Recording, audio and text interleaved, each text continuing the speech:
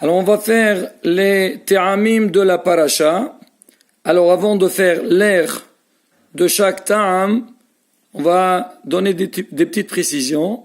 Il faut savoir, c'est que ici, sur le texte qu'il est face à nous, on a les signes et leur nom. C'est-à-dire dans le Tikkun Sofrim, vous allez voir que le signe, vous n'allez pas voir le nom. Et là, pour nous aider à les apprendre et les connaître, donc on a marqué le nom.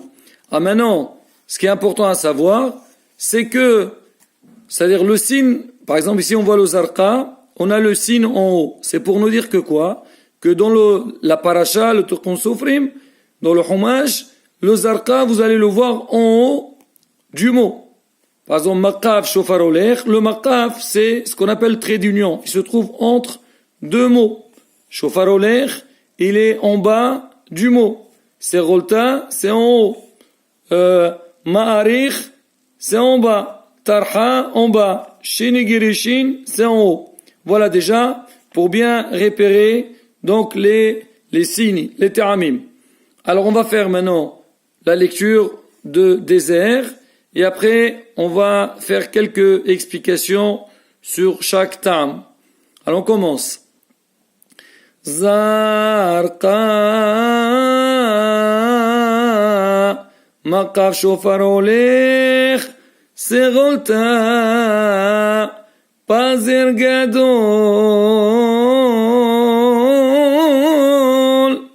gayat al-shah azla ghirish pasek ربيع قدما شوفر ميوبخ باشتا ترقاد من زقف قطون زقف جدول شلشلت شنغرشين ترطمي درجات فير ماريخ طرخات نح يتير ماريخ طرخا صوب سوق. Voilà. Maintenant la bataille. Donc on vient de faire les airs et on a bien remarqué qu'il y a des airs qui se répètent. Même l'air est pratiquement le même. Alors on a par exemple, on a le girish, le ravia et shini girishi. Girish,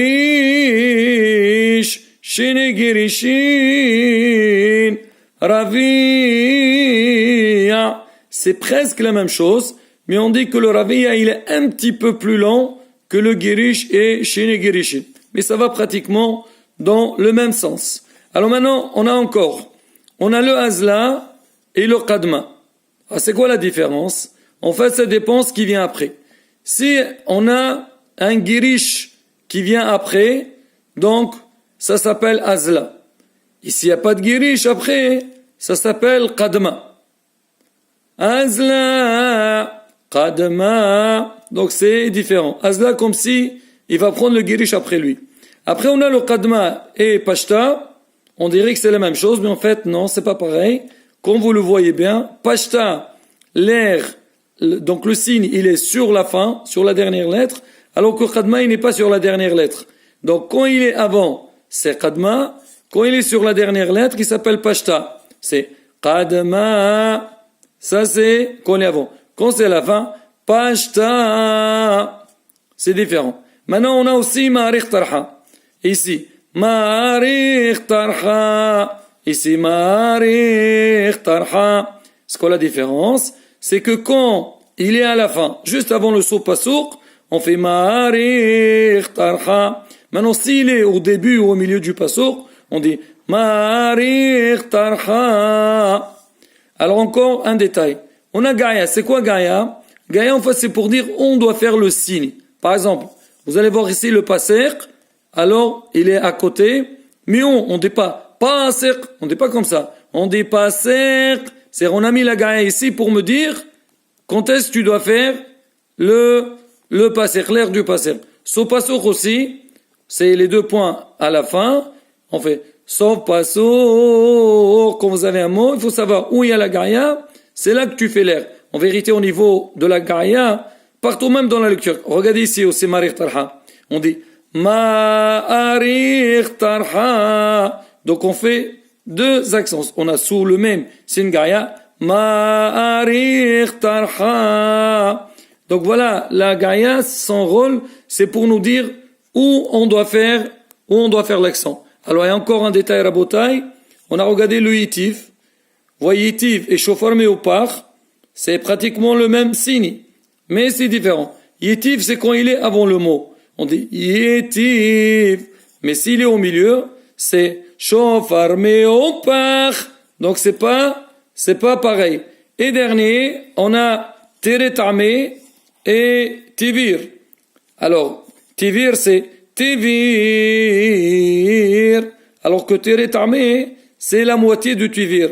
Teretamé.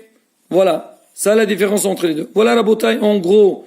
Donc, les signes de la paracha, des teramim et leur placement. Et bien, Hashem, le prochain cours, on va essayer de lire tous ces signes-là dans la paracha même. Voilà. Hesqou ve'imsou.